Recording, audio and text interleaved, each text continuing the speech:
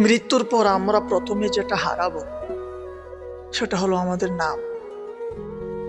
কেউ এসে আপনার আমার নাম নিয়ে জিজ্ঞেস করবে না যে সে কোথায়, বরং সবাই এসে জিজ্ঞেস করবে লাশ কোথায়।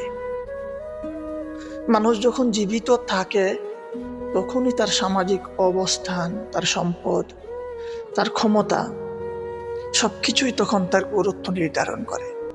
কিন্তু মৃত্যুর পর এই সবকিছুই অর্থহীন হয়ে যায়।